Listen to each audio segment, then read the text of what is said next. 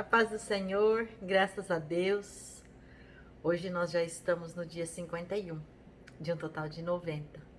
A honra toda seja dada a Deus, porque Ele é maravilhoso e Ele nos proporcionou esse tempo de estudo, esse tempo de manifestação do poder dEle, de glória, de respostas, né? De várias experiências como nós temos passado. E o Senhor tem sido bom, como Ele sempre foi, muito bom para nós.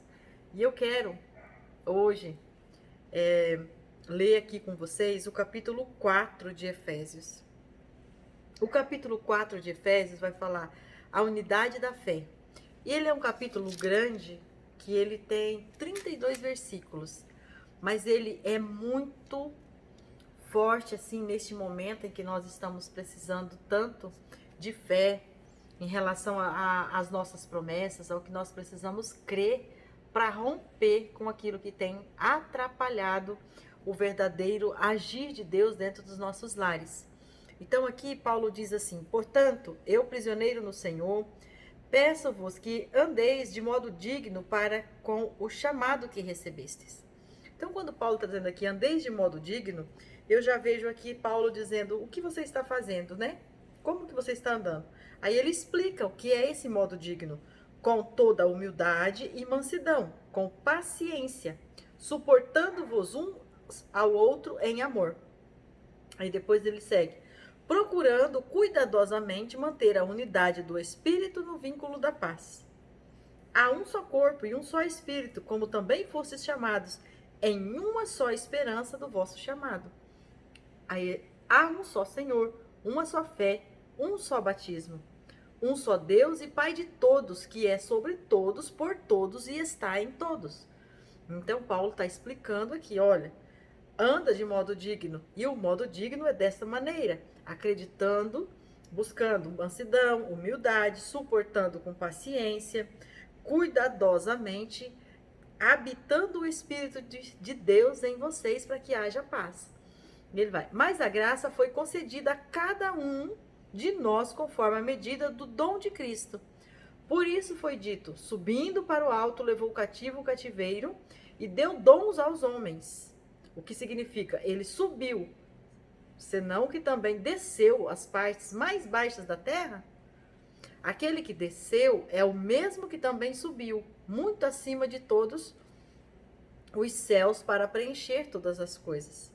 E ele designou uns como os apóstolos, outros como os profetas, como evangelistas, e ainda outros como os pastores e mestres, tendo em vós o aperfeiçoamento dos santos para a obra do ministério e para a edificação do corpo de Cristo, até que todos cheguemos à unidade da fé e do pleno conhecimento do Filho de Deus, ao estado do homem feito, à medida da estatura da plenitude de Cristo, para que não sejais mais inconstantes como criança, levados ao redor por todo o vento de doutrina, pela mentira dos homens, pela sua astúcia na invenção do erro. Pelo contrário, seguindo a verdade em amor, cresçamos em tudo naquele que é a cabeça de Cristo. Então aqui eu entendo assim o Senhor falando através de Paulo para os Éfesos, né? Dizendo assim, a graça de Deus ela foi concedida e ela já estabeleceu para cada um talentos, dons diferentes, habilidades diferentes, mas para o mesmo propósito, para fazer a vontade de Deus, para alcançar a unidade da perfeição. Então, como nós somos um corpo, todos somos um corpo. Então, a família é um corpo, né? É um ministério de Deus. O esposo, a esposa e os filhos formam um corpo. É assim como essa família, junto com outras famílias, formam um corpo, que é a igreja. E aí, então, aqui ele vai dizer, cada um tem uma habilidade para quê? Para que juntos formem um corpo. Então, segue. Esse corpo, né? Ele vai dizer, para que não sejas inconstantes, para que não seja como criança, para que não seja levado pelas coisas, pelos erros deste mundo. Daí ele diz, nele, o corpo inteiro, bem ajustado e ligados para auxílio de todas as juntas, segundo a correta atuação de cada parte, efetua o seu crescimento para a edificação de si mesmo no amor. Então veja aqui, se a esposa faz a parte dela, o esposo parte dele, os filhos fazem as partes deles, o que acontece? O corpo vai ficar bem ajustado. Aqui quando ele fala, ó, bem ajustado e ligado pelo auxílio de todas as juntas, segundo a correta atuação de cada parte. Então, nós hoje aqui entendendo essas, né? E aí, ele continua dizendo, quando chega lá no 29, ele vai dizer assim, não saia de vossa boca nenhuma palavra que cause destruição, mas só o que seja boa para a necessária edificação, a fim de que transmita graça aos que o ouvem. Então eu quero aqui, né, como ele é muito grande, parar aqui, eu li do 1, o capítulo 4, do versículo 1 até o 16, e depois eu li o 29. Mas eu quero que você aí na sua casa leia o capítulo 4 inteiro, porque tem bastante versículos ali, né, nesse período do 17 ao 28 e depois do 30 ao 32, que vai dizer ali sobre ser bondoso, sobre ter compaixão, sobre ser sensível, sobre deixar de praticar as coisas de que não agrada a Deus, pensamentos fúteis, pensamentos insensíveis, pensamentos que levam à amargura, à ira, à gritaria, à blasfêmia, pensamento de maldade. Então, tudo isso aqui neste capítulo, o Senhor Deus está nos alertando para dizer, é hora de parar com isso. É hora de deixar de ser criança. Porque a família que eu coloquei para vocês, a família que eu estruturei vocês, é para ser um corpo bem ajustado, cada um fazendo a tua parte, para que junto alcancem a unidade da fé, que é o que ele está dizendo aqui.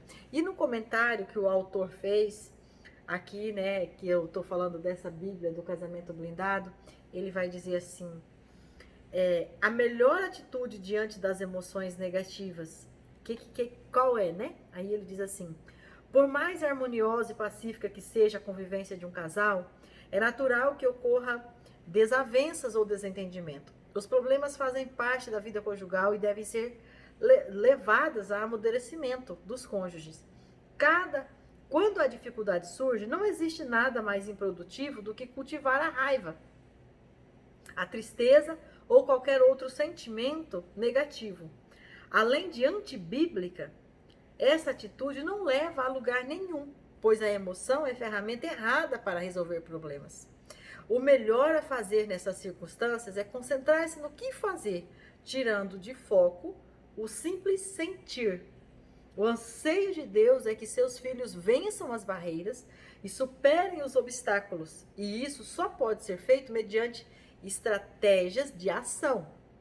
Peçam ajuda ao Espírito Santo, sentem-se e conversem sobre as atitudes, sobre que atitudes deverão ser colocadas em práticas para que o momento de frustração e aborrecimento seja superado e a paz volte a reinar entre vocês. Então aqui há essa instrução para nós, para viver em unidade na fé, neste propósito de sermos família, casa de Deus, um lar onde o Senhor possa habitar. E aqui, combinando com esses versículos, no livro, né, que eu também estou acompanhando nesse estudo para nós, então ele vai dizer aqui neste livro que cada vez que nós temos emoções negativas, se nós estivermos compartilhando isso com o nosso cônjuge, nós vamos estar gerando mais emoções negativas. E todas as vezes que nós facilitamos isso, trazendo generosidade naquela emoção negativa e encorajando o nosso cônjuge, trazendo à tona, trazendo para frente aquilo que ele faz de melhor, mais rápido isso vai ser tratado e curado. Então, assim, aqui ele traz, né, alguns exemplos e algumas coisas, ele vai dizer assim, por mais que eu goste desse tipo de motivação, que é aquelas motivações sem base, por isso que quando ele fala aqui no 29, que não sair palavras das nossas bocas, ó, não saia da vossa boca nenhuma palavra que cause destruição, mas só a que seja necessária para a edificação. Então, aqui quando ele fala das palavras, que às vezes a pessoa age de uma maneira e fala de outra, mesmo que venha lá, você é meu herói, você é linda, ou você é lindo, ou alguma coisa assim, algum elogio assim, mas que não combina com as ações, então ele diz assim, isso, ele traz desencorajamento. Mas quando você traz a palavra e a ação junto, então ela traz encorajamento. E mesmo que você não fez nada, se você traz palavras positivas, ela vai gerar uma, como é que eu posso dizer assim? Ela vai anular alguns efeitos, alguns atos que você fez que gerou alguma emoção negativa.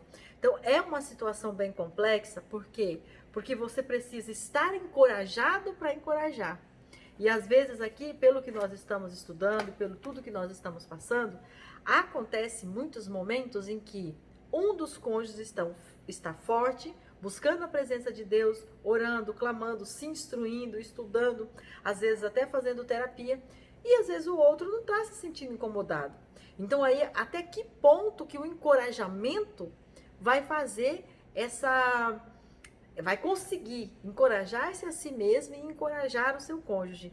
E é por isso que aqui o autor ele diz para clamar pelo Espírito Santo. Porque esse pode fazer aquilo que nós não conseguimos fazer. Esse vai além daquilo que nós conseguimos ver. Esse vai além daquilo que nós conseguimos imaginar. Então ele diz, Senhor, tira todo o sentimento negativo da nossa vida hoje e traz para nós uma capacidade de agir segundo o teu querer, segundo a tua palavra. Para que isso venha nos trazer vigor, para que isso venha nos trazer unidade, para que isso venha nos trazer esperança, para que isso venha nos trazer um encorajamento que possa superar todo o medo, toda a angústia, toda a expectativa frustrada, todo sentimento contrário àquilo que Deus está falando que nós podemos ser. Que nós podemos ser vencedor, que nós podemos superar, que nós podemos trabalhar em família com um corpo bem ajustado, onde todas as juntas fazem a tua parte, leva braço, mão, pescoço, pernas, para onde tem que ir de maneira ajustada. Então, que o Senhor nos ajude nesta oportunidade a romper mais este dia, mais esse momento, e que nós venhamos a ganhar encorajamento. Ainda falta bastante dias para a gente terminar esse estudo. E aquilo que eu tenho falado todos os dias, quem crê, quem está crendo, quem está fazendo, quem está levando a sério, vai ver a glória de Deus, já está vendo a glória de Deus, vai conseguir sentir, viver o milagre, aproveitar as promessas, desfrutar, se deleitar na presença do Senhor, no seu lar, junto com o seu esposo, com a sua esposa, junto com os seus filhos, de forma plena e abundante, porque essa é a palavra de Deus e essa é a promessa de Deus para aqueles que creem, e todos os que creem viverão estas maravilhas que o Senhor tem separado para nós. Eu creio e eu quero continuar crendo, e se a minha fé hoje não é o suficiente, todos os dias eu tenho pedido, Senhor, aumente a minha fé, porque eu quero viver tudo aquilo que o Senhor tem preparado para mim. Nada, eu não quero nenhum milímetro a menos, porque eu preciso estar no centro da vontade de Deus. Eu quero estar no centro da vontade de Deus. A minha família é geração bendita, sonhada e planejada pelo Senhor. É isso que diz a palavra, e é isso que eu creio, e é por isso que eu luto, e é por isso que eu clamo, e é por isso que eu estou aqui junto com vocês, neste propósito, orando pela minha família, clamando pela tua família, esperando no Senhor, para que tudo venha acontecer ao seu tempo e que eu possa viver glorificando o nome do Senhor, que é digno de honras e de glórias por quem Ele é, porque Ele nos amou primeiro e nos projetou para sermos feitura deles, filhos deles, obedientes a eles e para viver a vontade dele. E é assim que nós vamos continuar até o último dia deste propósito e desfrutando cada dia do aprendizado nessa jornada que o Senhor tem preparado para nós. Amém? Eu aguardo você, né? Quero que você continue aí firme para a glória de Deus.